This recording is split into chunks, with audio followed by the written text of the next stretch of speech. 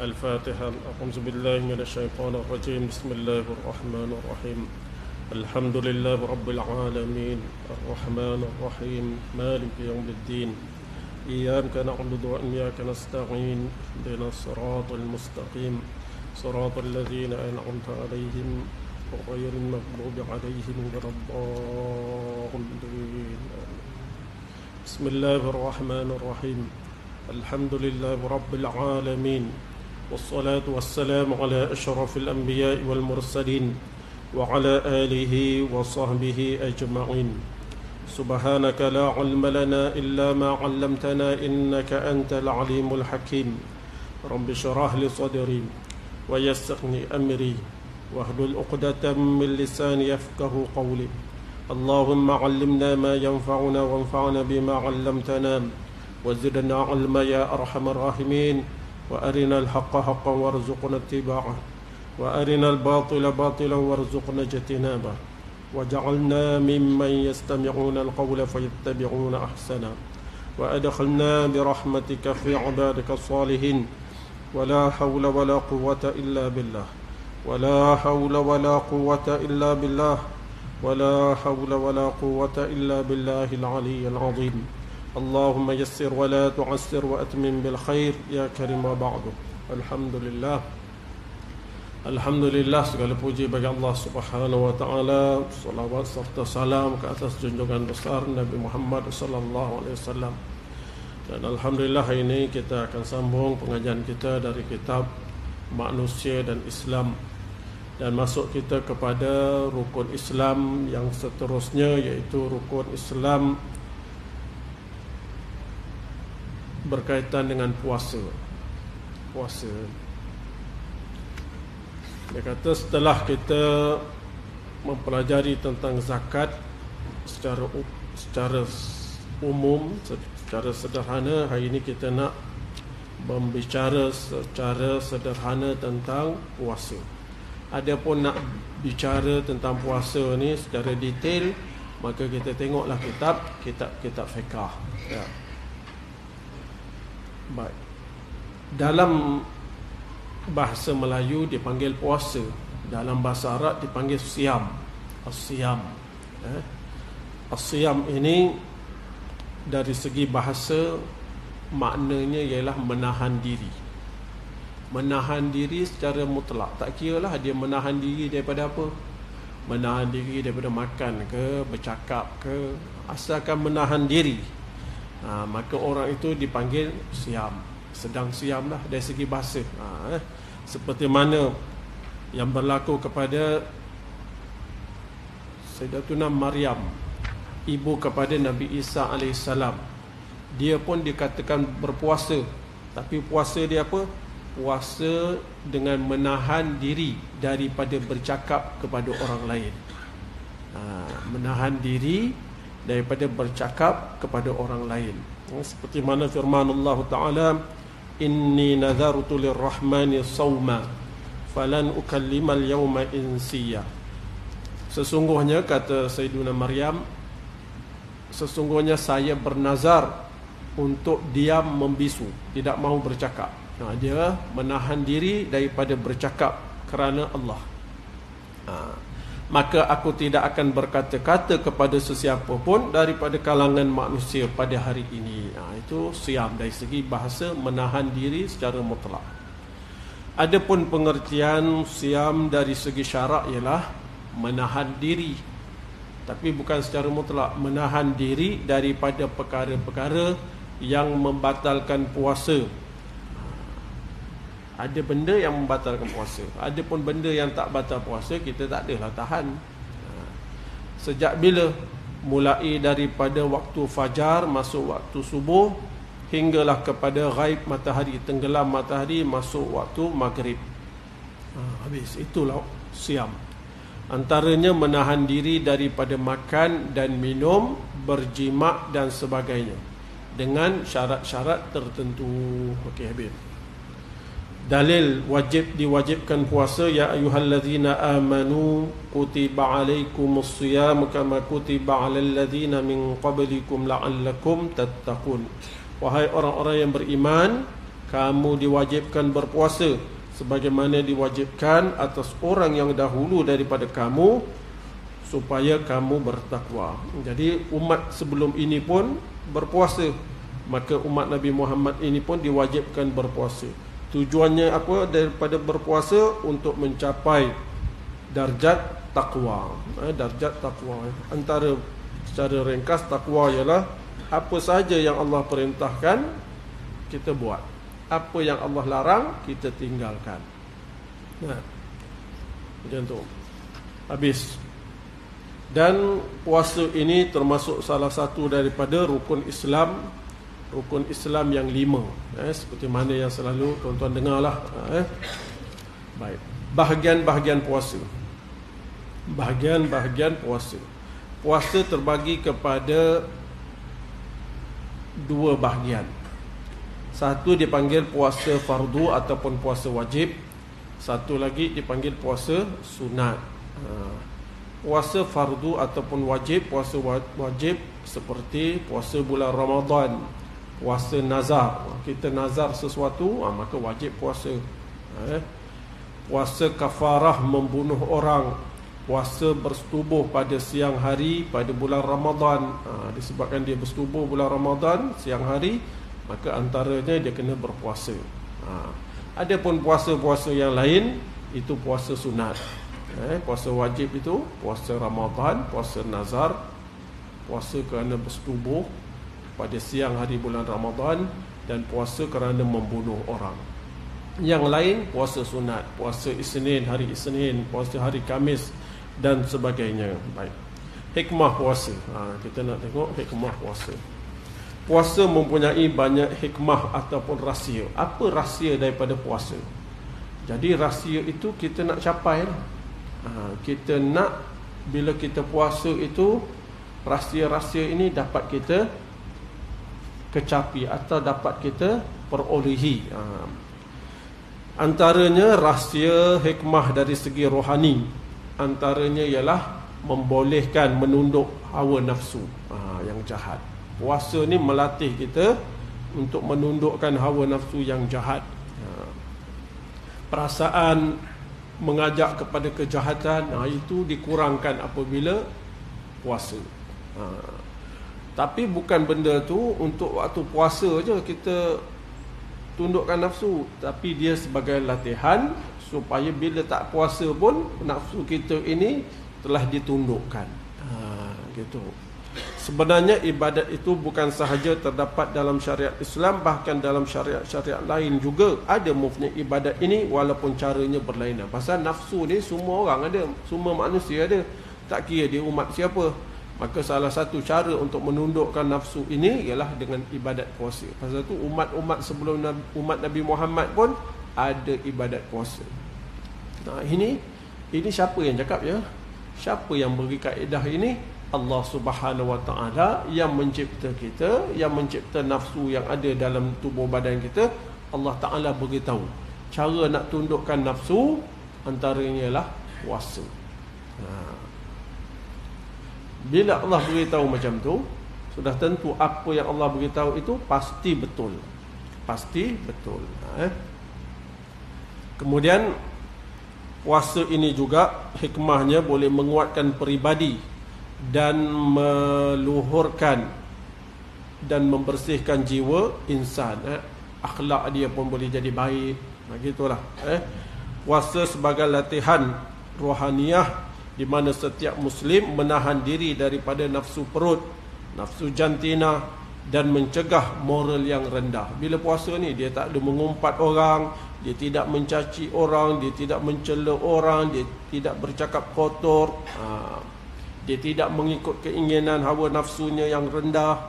Ini semua ini benda-benda yang dapat dididik oleh puasa, ibadat puasa. Kalau dia puasa dalam keadaan dia nampaklah matlamat yang dia nak capai. Tapi kalau dia nampak dia nak puasa setakat tinggalkan makan, minum dan bersetubuh, setakat itu je lah, dia tidak akan upgrade lah diri dia. Tapi kalau kita ketika puasa kita nak didik macam ni, kita nak tundukkan nafsu, kita nak jaga panca indera kita, kita nak ngini, barulah dapat. Sebab kita ada matlamat. Tapi kalau matlamat pun tak ada, memang tak ada apalah puasa. Setakat tahan makan minum. Tapi lidah dia mengumpat, lidah dia menipu, lidah dia mencaci. Puasa-puasa mencuri juga. Puasa-puasa fitnah boleh tahan juga. Puasa tapi merompak juga, rasuah juga. Pasal apa? Pasal dia tak ada matlamat. Lepas tu kena letak matlamat. Saya puasa ni nak didik ni, nak didik ni, nak dapat ni. Oleh itu Rasulullah SAW memberi bimbingan terhadap orang muda yang mempunyai kekuatan nafsu, supaya kalau mereka ni ada kemampuan, maka eloklah kamu berkahwin. Tapi kalau kamu tidak ada perbelanjaan untuk berkahwin, maka hendaklah kamu berpuasa, kerana puasa itu akan mengurangkan tekanan syahwat. Puasa itu akan mengurangkan tekanan syahwat. Seperti mana sahabat-sahabat ni, dia tidak ada kemampuan nak berkahwin kerana tidak ada perbelanjaan.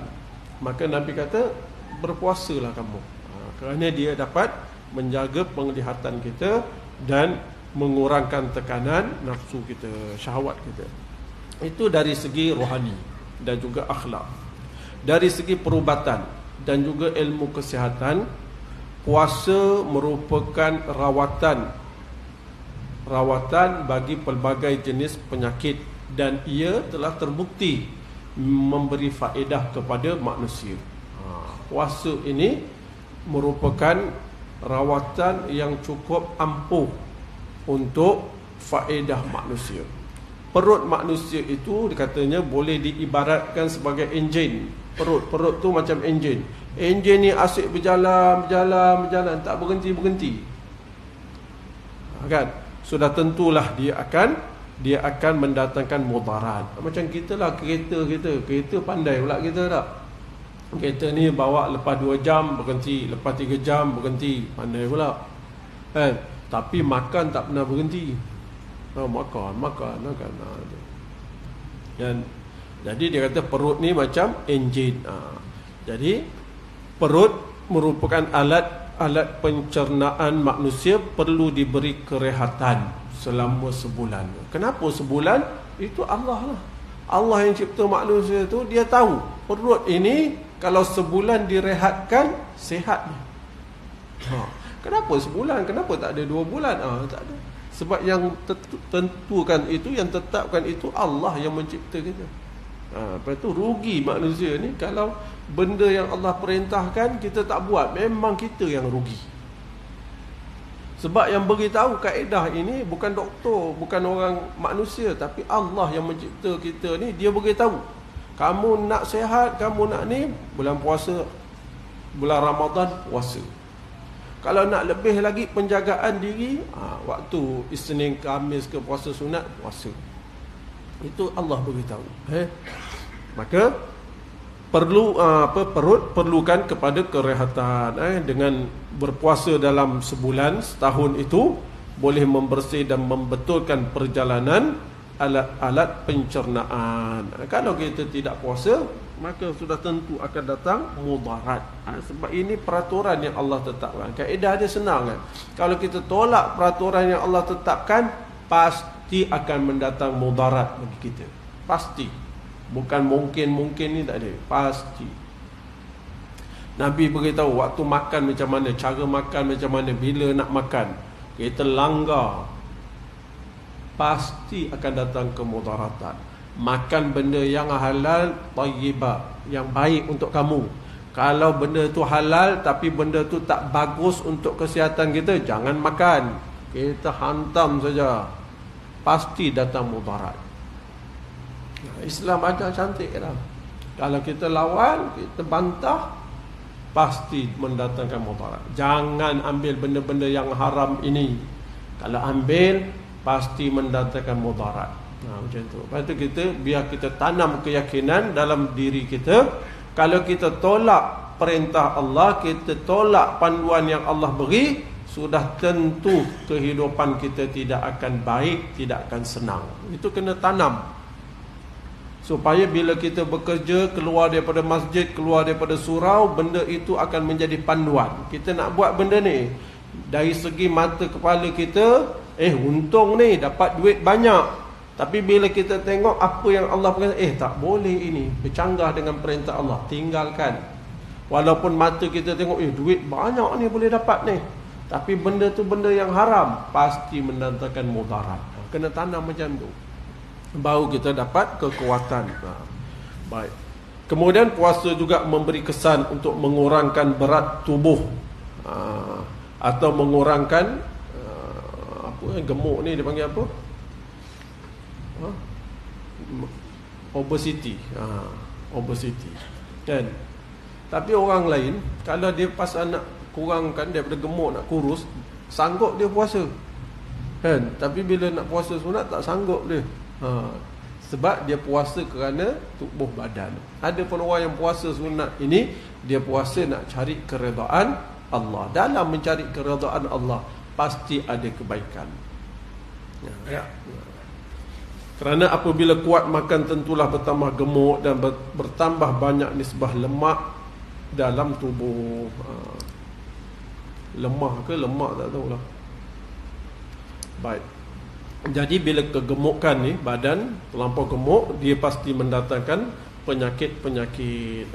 Tak gemuk pun datang penyakit juga tak? Kencing manis, darah tinggi, lemah jantung dan sebagainya. Lepas itu Nabi SAW pernah bersabda, Ughzu taghnamu wasumu tasihu wasafiru tastaghnu. Berperanglah kamu, nescaya kamu akan mendapat rampasan perang. Makna kalau kamu tinggalkan jihad, kamu akan jadi hina. Berjihad kamu, supaya kamu sentiasa dalam kemuliaan. Berpuasalah kamu, supaya kamu sehat. Nabi kata, berpuasalah kamu, supaya kamu sehat. Dan bermusafirlah kamu, nescaya kamu senang. Jalanlah musafir, tengok tempat. Itu orang yang musafir ni daripada luar datang, maju dia. Bangla datang, India datang, apa lagi datang, Indonesia datang, maju dia. Kita yang duduk sini tak maju-maju kita. Orang musafir ni dia macam tu. Kan? Musafir, kemudian dalam musafir itu memang mendatangkan kesenangan kerana kita melihat pelbagai jenis perkara yang boleh kita ambil iktibar untuk panduan di dalam kehidupan kita. Baik. Itu dari segi perubatan. Adapun puasa dari segi faedah-faedah kemasyarakatan. Tadi dari segi rohani, kedua ilmu kesihatan perubatan, yang ketiga dari segi kemasyarakatan. Puasa dapat memupuk perasaan rahmat dan kasihan belas terhadap golongan fakir miskin. Puasa tu, ibadat puasa.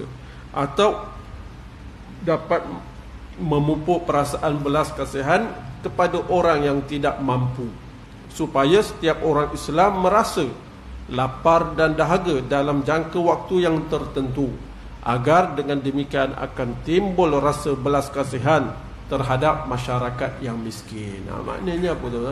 Puasa, bila orang puasa pasti lapar, pasti dahaga. Maka ketika tu kita tahu bagaimana orang yang susah ni, yang makan pun susah, apa pun susah. Maknanya Islam ni ajar bagi satu ibadat, fardu pula tu ibadat tu, supaya kita rasa macam mana orang susah ni rasa. Supaya kita jangan tak ambil berat. Jangan kita tak ambil berat dengan orang miskin ni. Jangan kita menyusahkan lagi orang miskin. Tapi kalau orang ni kaya, asyik kaya je, duit pun semua melambak pula tu, gaji pula banyak, barang naik pun dia tak heran. Barang naik alah sikit saja. Barang naik, tak apa, sikit saja. Dia bagi dia sikit lah, dia gaji banyak. Yang orang miskin macam mana? Kan? Dia tak heran dia. Beras mahal, bahkan beras makanan asasi kita. Kita pengeluar beras, tiba-tiba kita tak ada beras. Beras jadi mahal, tak jual beras. Ini tak masuk akal sungguh. Tapi orang kata, alah tak apa, sikit. Sikit bagi siapa tu? Naik sikit dia tu. Bagi orang senang boleh lah. Tapi bagi orang yang susah macam mana? Bertambah susah. Pasal apa jadi macam ni? Pasal orang yang senang seolah-olah tak pernah memikirkan keadaan orang yang miskin. Lepas tu pemimpin ini tuan-tuan, kalau tuan-tuan tengok Nabi sallallahu alaihi wasallam. Nabi ini daripada kecil Allah didik, Allah tarbiyah Nabi. Pernah Nabi menjadi anak yatim. Nabi jadi anak yatim. Nabi tahu macam mana susahnya anak yatim. Nabi pernah bekerja sebagai pengembala kambing. Nabi ambil upah. Nabi tahu bagaimana. Nabi bersama bapa saudaranya Abu Talib yang mempunyai ramai anak, sedangkan hartanya sikit, miskin dia. Dia bela anak yang ramai. Nabi tahu susah. Itu bila jadi pemimpin, daripada orang yang pernah mengalami kesusahan, dia akan rasa susah ni, kepayahan, kemiskinan, satu benda yang cukup menekan jiwa seseorang. Bila dia jadi pemimpin, dia akan ambil berat tentang orang miskin. Pasal memang dia pernah mengalami. Itu kalau dia bila jadi pemimpin, dia ingat zaman lampau dia. Ada juga dia dulu miskin, dah jadi pemimpin, dah jadi kaya, dah jadi hebat, dia tak ingat zaman lampau dia. Ada juga je tu tak? Ada juga gitu. Lepas tu pemimpin, kalau dia daripada orang yang pernah susah, bila dia naik jadi pemimpin, dia ingat kesusahan orang dulu, kesusahan dia dulu. Dia tahu kesusahan tu juga dialami oleh orang lain. Maka pemimpin ni akan menjadi pemimpin yang baik bagi rakyat. Pasal dia akan fikir bagaimana nak mengeluarkan orang yang miskin ni daripada tahap miskin yang cukup teruk. Tapi kalau pemimpin ni dah tak ingat kemiskinan, orang yang miskin ni susah apa, maka dia tak heran lah. Apa pun berlaku, alah tak apa, sikit saja. Itulah Nabi Yusuf alaihissalam. Tengok kata ini puasa dapat memupuklah perasaan belas kasihan. Nabi Yusuf alaihissalam sentiasa berpuasa katanya, sedangkan beliau menjadi pengurusi perbekalan negara di Mesir pada zamannya. Maknanya Nabi Yusuf alaihissalam rajin berpuasa, sedangkan dia ni menteri ekonomi lah, senang cerita tak? Menteri ekonomi lah, gitu lah. Kan dia puasa, kan dia rajin puasa. Padahal dia bab makanan, kan. Ada orang bertanya, kenapa tuan berpuasa sedangkan tuan menjadi pengurusi perbekalan negara? Untuk makanan-makanan negara ni patut makanlah banyak-banyak. Dah jadi pengurusi, makanlah. Ataupun dah ada jawatan hebat-hebat ni, makan je lah secara mewah-mewah ni. Kata Nabi Yusuf AS, aku takutkan kekenyangan, kerana itu boleh melupakan nasib orang yang lapar. Aku takut kalau aku sentiasa berada dalam kekenyangan yang amat sangat, sehingga aku lupa tentang kelaparan orang yang susah. Begitu. Ibadat ini boleh membentuk jiwa seseorang. Tapi semua ini kalau kita buat kerana mencari keredaan Allah. Bila kita buat sesuatu perkara mencari keredaan Allah, walaupun dah jadi pemimpin, dia tetap memikirkan tentang orang yang susah. Gitu. Antara hikmah puasa dari segi rohaniah juga adalah memuliakan bulan Ramadan, kerana bulan tersebut diturunkan Al-Quran kepada baginda sallallahu alaihi wasallam, dan baginda sallallahu alaihi wasallam menggalakkan setiap muslim supaya melakukan ibadat yang lebih dan mewajibkan puasa pada bulan yang mulia ini untuk menambahkan lagi ganjaran pahala kepada hamba-Nya. Baik. Dan di samping itu ada perkara-perkara yang berkaitan dengan bulan Ramadan ini untuk menguatkan rohani kita, jiwa kita, hati kita. Antaranya memperbanyakkan ibadat-ibadat sunat, memperbanyakkan bacaan Al-Quran dan sebagainya. Habis. Dasar kesenangan dalam Islam. Dasar kesenangan dalam Islam. Islam ini, syariat Islam ialah himpunan peraturan-peraturan yang ditentukan oleh Allah Subhanahu wa taala. Orang selalu panggil syariat kan? Apa betul syariat? Syariat ialah himpunan peraturan-peraturan ataupun undang-undang yang ditetapkan oleh Allah Subhanahu wa taala. bila undang-undang peraturan itu, bila syariat Islam itu, sudah pasti benda yang Allah tetapkan sesuai untuk diamalkan oleh manusia. Sesuai. Dan bila Allah tetapkan sesuatu peraturan, sudah tentu peraturan itu tidak akan menzalimi mana-mana manusia, sama ada orang Islam ataupun orang bukan Islam. Dan di dalam Islam ini, di dalam menentukan peraturan, mewajibkan sesuatu perkara ini, dalam Islam ada satu dasar yang dipanggil mengutamakan kesenangan, mengutamakan mudah, memberi kemudahan apabila kita dalam keadaan yang susah. Ini ada dasar dia. Dia tak ada langsung tak boleh makan. Waktu Ramadan tak boleh makan, kena puasa semua, wajib puasa. Tak. Dia ada waktu orang ni tak wajib puasa. Ini ada dasar kesenangan di dalam Islam. Islam datang bukan untuk menyusahkan manusia, tapi manusia pasti susah kalau manusia itu tolak Islam. Boleh faham tak? Boleh? Hafal? Islam datang bukan nak menyusahkan manusia, tetapi kalau manusia tolak Islam, pasti manusia itu susah. Islam sebagai syariat yang sesuai dengan segala keadaan dan juga zaman. Maka syariat yang mulia ini boleh disesuaikan dengan keadaan-keadaan tertentu. Ikutlah masa mana, tempat mana, boleh disesuaikan. Tak ada satu tempat pun dalam dunia ni tiba-tiba tak sesuai dilaksanakan syariat Islam, tak ada. Bahkan katanya hukum-hukum ini juga dapat disesuaikan selaras dengan tuntutan keadaan manusia. Contohnya, sekiranya orang sakit ataupun orang yang musafir pada bulan Ramadan, maka Allah Subhanahu wa taala memberi kemudahan kepada mereka untuk tidak berpuasa. Ini kemudahan yang diberikan. Ini memang bulan tu bulan Ramadan, wajib puasa. Tapi kalau orang ni sakit, tak boleh puasa, maka tak perlu puasa. Orang ni musafir dia menjadi suatu kepayahan, memerlukan tenaga dan sebagainya. Susah untuk dia berpuasa. Kalau berpuasa susah nak bermusafir, maka tak perlu berpuasa pada bulan Ramadan. Tapi kena qada lah, kena ganti.